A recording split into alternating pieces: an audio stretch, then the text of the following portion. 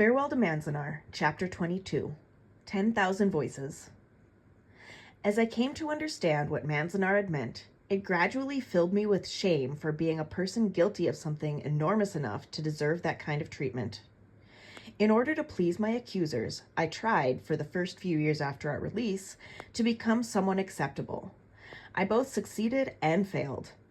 By the age of 17, I knew that making it, in the terms I had tried to adopt, was not only unlikely, but false and empty, no more authentic for me than trying to emulate my great-aunt Toyo. I needed some grounding of my own, such as Woody had found when he went to commune with her and with our ancestors in Kake. It took me another 20 years to accumulate the confidence to deal with what the equivalent experience would have to be for me. It's outside the scope of this book to recount all that happened in the interim. Suffice to say, I was the first member of our family to finish college and the first to marry out of my race. As my husband and I began to raise our family, and as I sought for ways to live agreeably in Anglo-American society, my memories of Manzanar, for many years, lived far below the surface.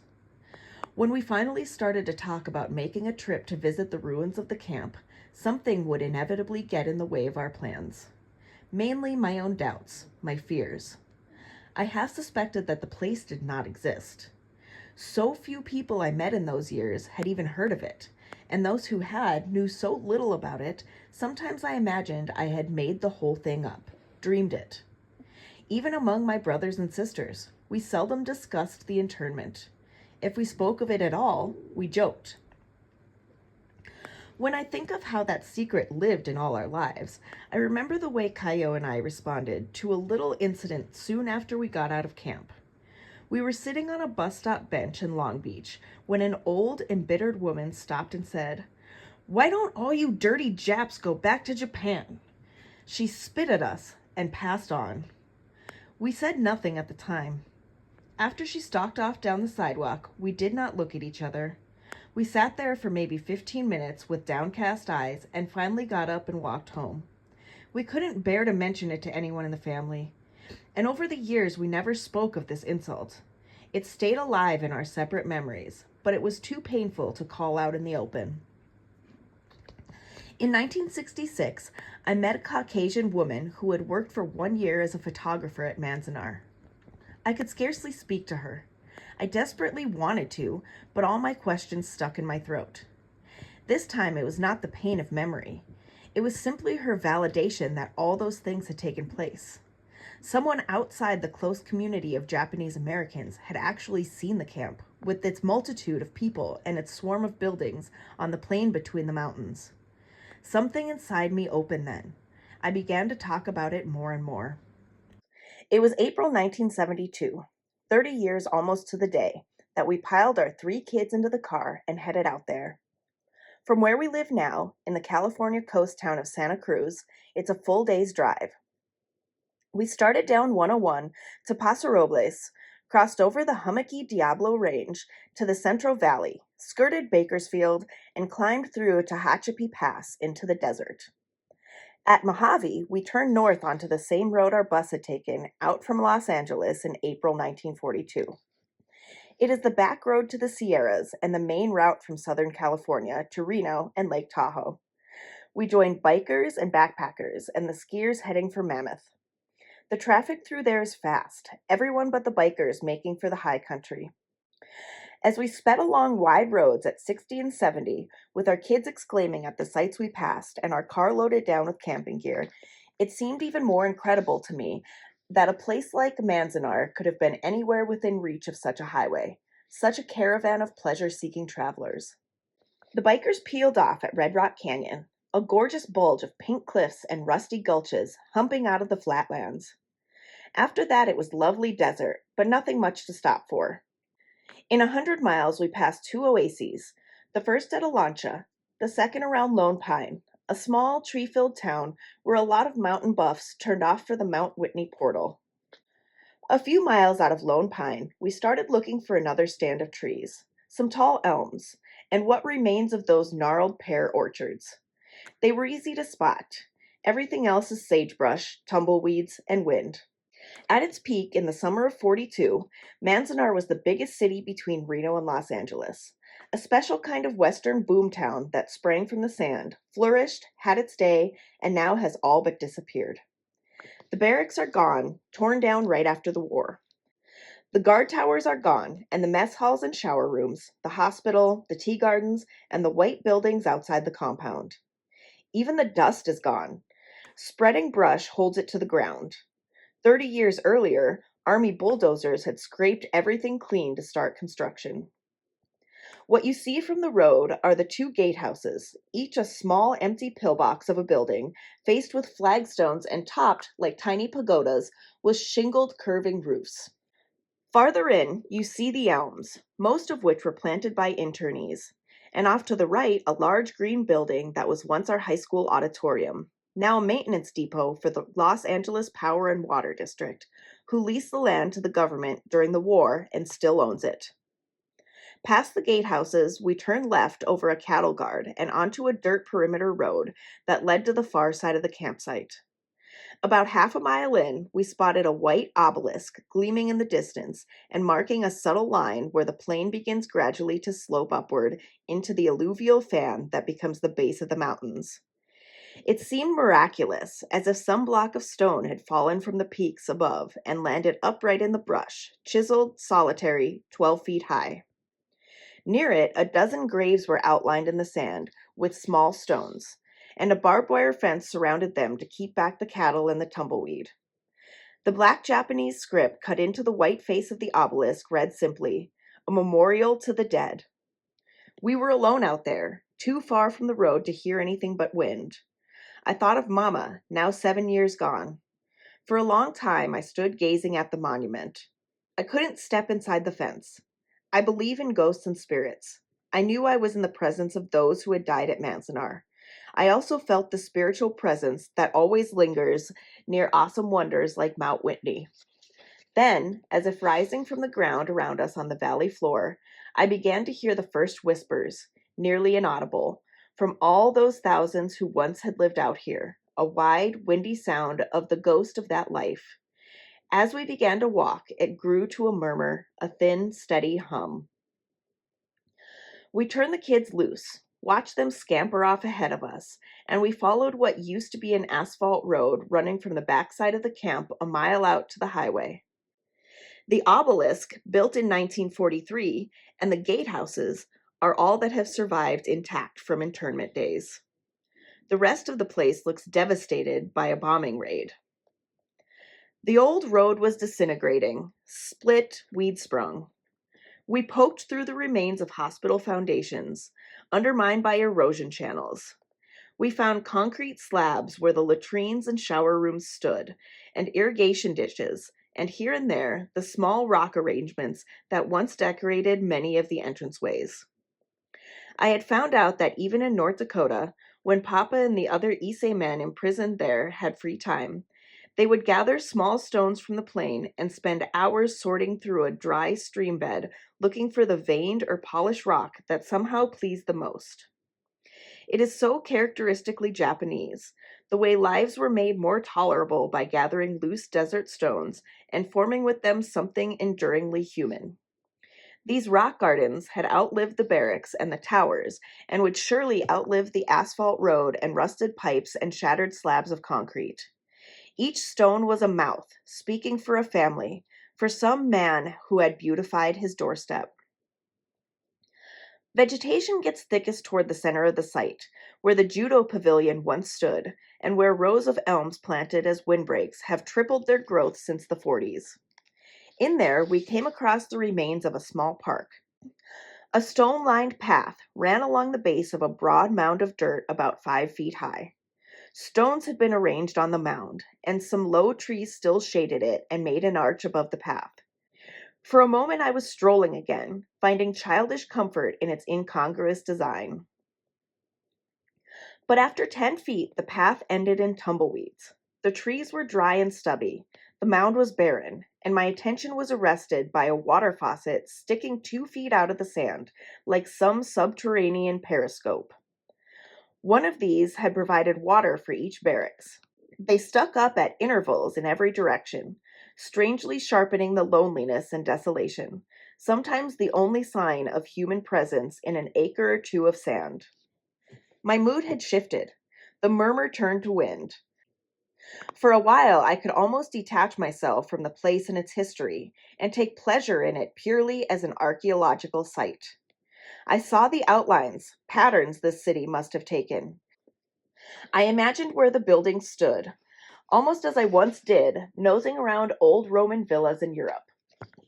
We saw a low ring of stones built up with cement and wondered who the mason was who knelt there and studied the shapes before fitting them together. We moved around the ring a few feet to find out. This was the old flagpole circle, where the stars and stripes were hoisted every morning, and the inscription scratched across the top said, "Built by Wada and crew, June 10, 1942 AD." The AD made me shiver. I knew that the man who inscribed it had foreseen these ruins and did not want his masonry identified with the wrong era.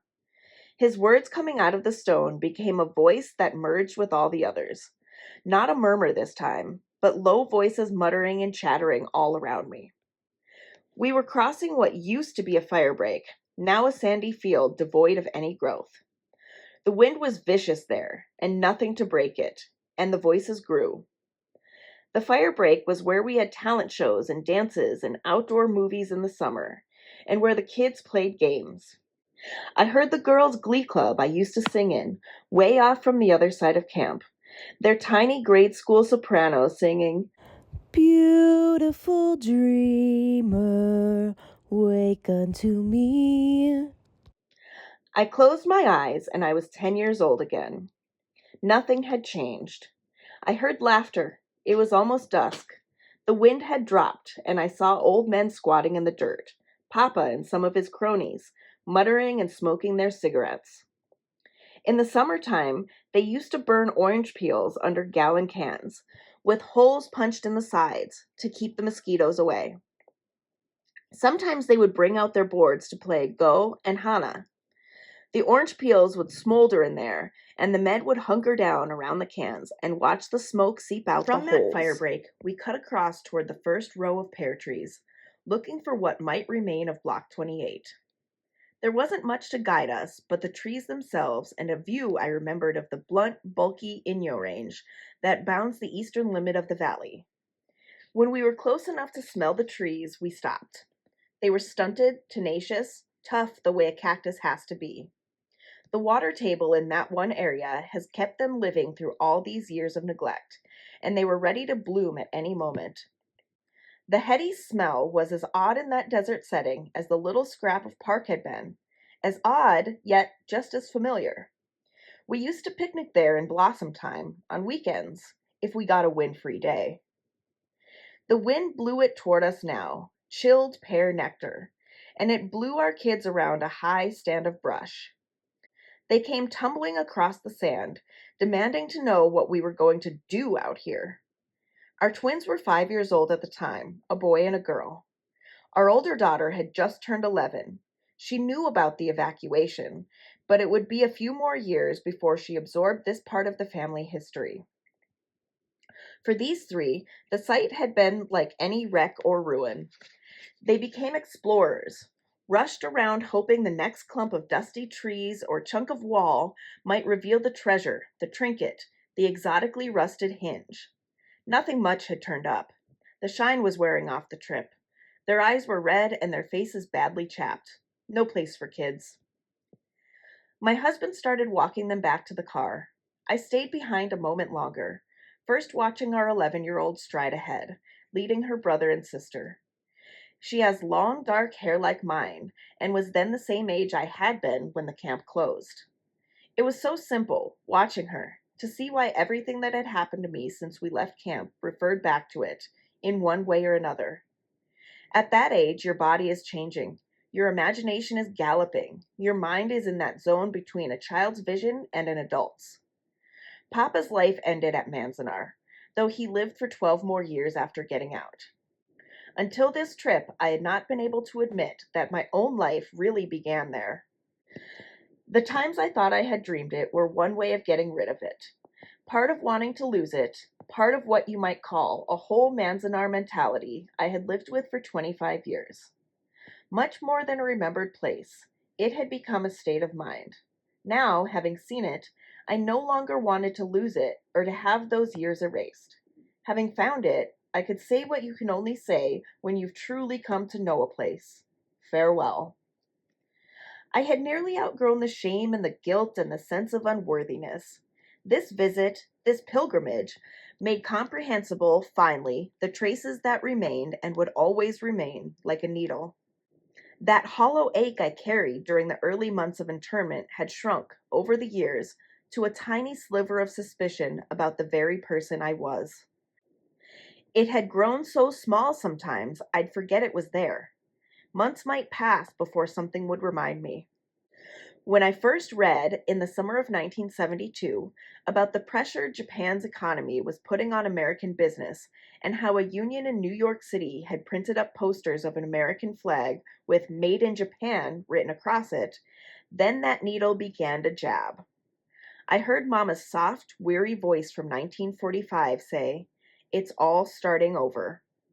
I knew it wouldn't, yet neither would I have been surprised to find the FBI at my door again. I would resist it much more than my parents did, but deep within me, something had been prepared for that. Manzanar would always live in my nervous system, a needle with Mama's voice. A gust of wind rushed through the orchard, bringing ice off the white slopes and more blossom scent. It hurt to inhale deeply. I pulled my coat tight, ready to head for the car's warmth, but also wanting to hold this moment a little longer. I might never be back here again. I was poking around brush clumps and foundation chunks looking for something else. One more sign. Anything. I found another collection of stones, off by themselves, but so arranged that they could not have been accidental. Nearby, an edge showed through the sand. I uncovered a single stepping stone, slightly worn, that led nowhere, yet lay as a subtle appendage to the small rock garden. One of these had lain outside our barracks door, a first step below 3 wooden ones. It could be ours, perhaps not. Many barracks had such entrances, but this one would serve. I could call it the rock garden put there. Almost the sign I wanted. Not quite. Not quite enough. There was more to all this than the lovely patience of these gathered stones. They were part of it, but there was something else in the air. A sound, a smell. Just a whiff, hanging on that gust from the orchard, or blown down the ghostly alleyway of what used to be the street we lived on. I was hearing Mama's voice once more, but differently, louder now, right in front of me, and I smelled cork burning. That was one of Papa's remedies when her back knotted up. He would take little coins of cork and place them on the tension nodes and light them, and the cork would burn dark rings into her skin as she hunched on the porch steps, groaning with relief. They were sitting on the steps like that, Mama hunched, Papa tending the blackening rings, one morning a few days before we left camp. Now that smell and those voices in the wind from the orchard brought with them the sign I was waiting for, the image of a rekindled wildness in Papa's eyes. 27 years earlier, I had carried it with me out of camp, only half understanding what it meant. Remembering now, I realized I had never forgotten his final outburst of defiance. But for the first time I saw it clearly as the gathered desert stones. And when I left today for good, I would carry that image with me again, as the rest of my inheritance. It was the day Papa suddenly came back to life and decided to go into Lone Pine and buy a car. Mama had been packing, and that brought the uncertainty of our future to such a sharp point. Her back went into spasms. She didn't want to talk. She wanted to concentrate on the rings of heat. She let Papa rant a long time before she reacted. "That's crazy, Co," she said. "Don't call me crazy. You think I'm going to ride that stinking bus all the way to Los Angeles? It's cheaper than buying a car." "Cheaper? What is it worth to be packed in there like cattle? You call that cheap?" "We don't have money to buy a car." "I know how much money we have." He jumped to his feet then, rushed into the house, came out with his hat on and a shirt half buttoned, and his walking stick, and his turtleneck sweater tied around his neck, and took off striding toward the main gate, leaving Mamma with her back full of smoking cork, which had done no good at all, since this new move of his merely bunched her muscles up worse than ever.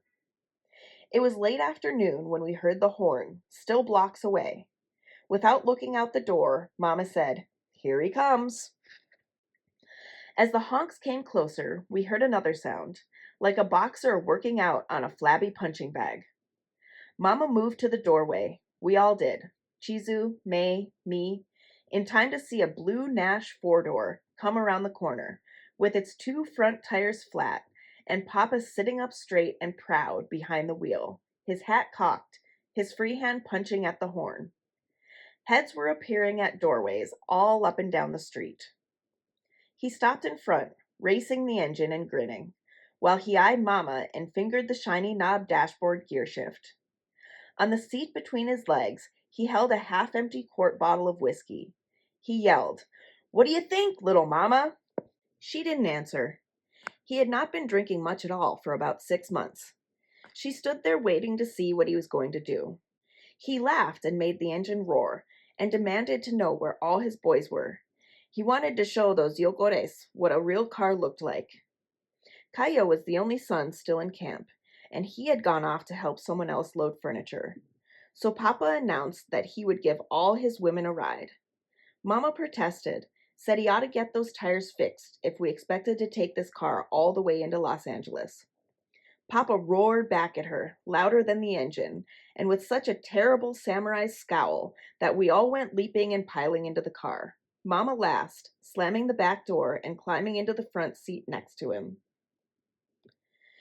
"You think it's a pretty good car?" he said, pleased by this show of power. Mama said nothing. She sat very stiff, cool, enduring him. Chizu was the placater now, leaning forward from the back to pat him on the shoulder. "It's a fine car, Papa. You watch." He grabbed the gear lever and rammed it into low. The Nash leaped, and we were cloppeting down the street on those 2 flats and 2 good tires, with Papa laughing, sipping from the bottle. At the first corner, he said, "You think I can't pick out cars?" Softly, Chizu said, "You did real good, Papa." He stepped on the gas, hitting maybe 30, swerving crazily. In the back seat, we were all thrown around, flung from door to door like rag dolls, with Mama bouncing in front of us and Papa's hat crunching up against the ceiling. May cried out, "Not so fast, Papa. You're going to wreck your car." "Think the car can't take it?" he yelled back at her. "You watch this." His gaiety turned ferocious again. He stomped the pedal, pushing the speedometer up to 35. His right front tire had shredded and it flopped like a mangled arm. It lashed out, upending a garbage can. I started to cry. Chizu, her calm shattered, was yelling at him to slow down. Mama was too, and May was screaming. He wouldn't listen and told us to hold on, while he swung into the street, careening past emptying barracks where suitcases and duffel bags sat stacked. As we passed people standing by the baggage, Papa swerved from one side to the other, waving. He laughed, growled, made faces. In front of us, a laden family was hiking out toward the main gate. Papa swung wide, honking and waving. "Hey, hey," he shouted. They turned, too amazed to wave back. "Don't miss that bus," he yelled. At the next corner, he spun off into a deserted section of barracks. These already looked like the ones we'd first moved into, sand piling up against foundation blocks, the clotheslines empty, all signs and markers gone. It made no difference to Papa that no one was out there to witness his performance.